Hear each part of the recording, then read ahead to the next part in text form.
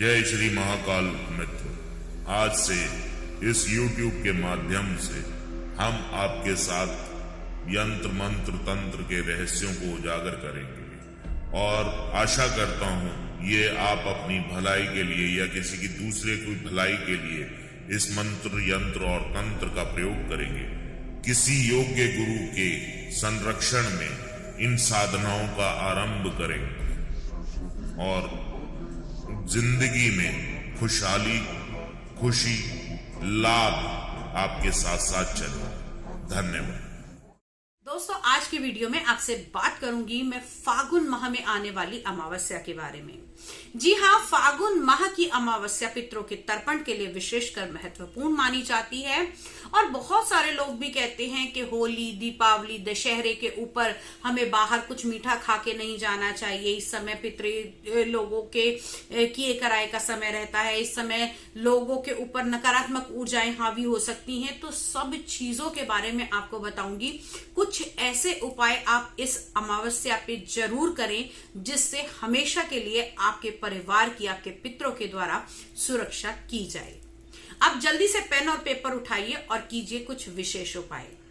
जी हाँ, फागुन मास की अमावस्या जो कि आने वाली है 10 मार्च 2024 को, इस दिन कुछ विशेष उपाय कर सकते हैं। जैसे कि पहली चीज, इस दिन आप लोगों को अपने पितरों के नाम से, आप भोजन थाली तो निकाल ही रही हैं, लेकिन अपने पितरों के नाम से आप लोगों को इस दिन वो व्यंजन अवश्य निकालना चाहिए जिसे वो होली या दिवाली पे खाने का विशेष पसंद करते थे। जैसे कि बहुत सारे घरों के अंदर होता है गुंजिया, मट्टी, या किसी को कोई विशेष प्रकार की अगर मिठाई पसंद है तो आपको अपने पितरों के नाम से उस मिठाई को निकाल के मंदिर में अवश्य देना चाहिए।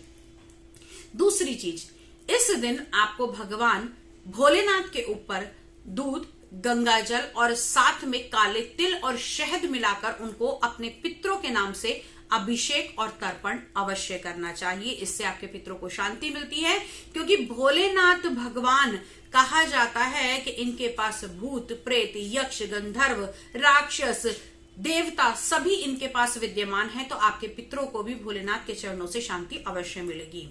तीसरी चीज, अगर आपको लगता है कि आप लोगों के ऊपर भयंकर पितृदोष चल रहा है और आपको इससे मुक्ति मिल ही नहीं रही है, तो एक काम कीजिए। इस अमावस्या के दिन आप लोग अपने घर के अंदर एक नारियल रखिए। उस नारियल को अपने घर के अंदर वार के सफेद कपड़े में बांधकर अपने पितरों के नाम से मंदिर में उसको दान कर दीजिए।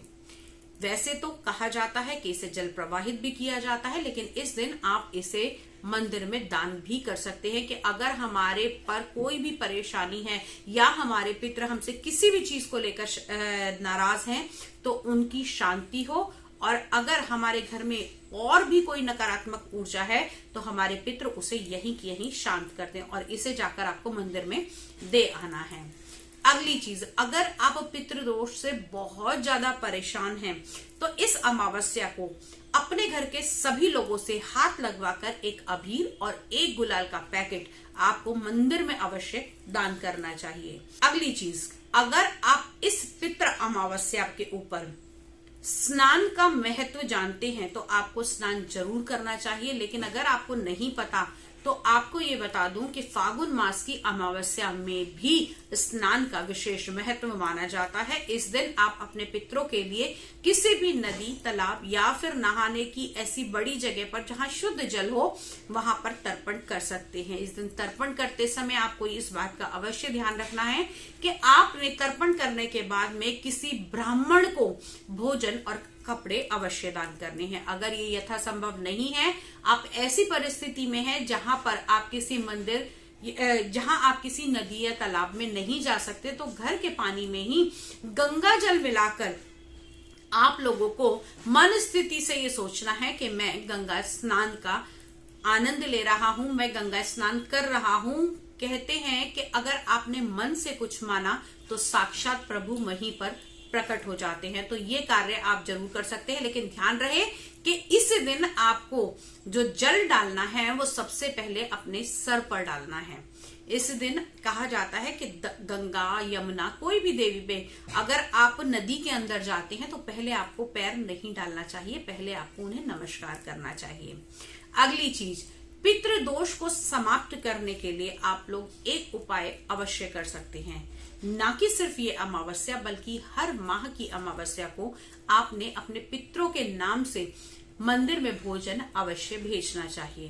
दोस्तों, ये कुछ ऐसे उपाय हैं जिन्हें करके आप पितृदोष से तो मुक्ति पाएंगे ही पाएंगे, बाकी पूरे साल में एक बार आने वाली फागुन अमावस्या के लाभ भी आपको प्राप्त होंगे। और कहते हैं कि जिसके घर के पितृ बलवान होते हैं उन पर कोई भी नकारात्मक शक्ति प्रभाव नहीं डाल सकती। कहा जाता है ना कि घर के अंदर अगर कोई बड़ा बैठा हो तो घर के बच्चों को कोई हाथ नहीं लगा सकता। इसी प्रकार पितृ भी होते हैं कि अगर आपके घर के पितृ आपसे खुश हैं, आपको अपना आशीर्वाद दे रहे हैं, तो आपके घर के अंदर कोई भी नेगेटिविटी एंटर भी नहीं कर सकती, क्योंकि पहला अधिकार आपके परिवार पर आपके बड़ों का है।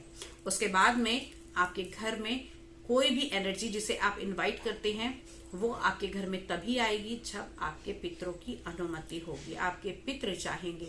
तो दोस्तों, इस फागुन अमावस्या पे बहुत सारे उपाय बताए, किसी भी एक उपाय को आप शुरू कर सकते हैं और अपने जीवन में उतार सकते हैं। अगर आप पितृदोष से परेशान हैं, अगर फिर भी आपके पितृ शांति नहीं हो पा रही है, तो आप हमसे संपर्क करके पितृदोष की पूजा, पितृदोष के कवच इत्यादि भी बनवा सकते हैं। आज के वीडियो में इतना ही। अगले वीडियो में फिर से मुलाकात करती हूँ। तब तक के लिए जय मां भगवती।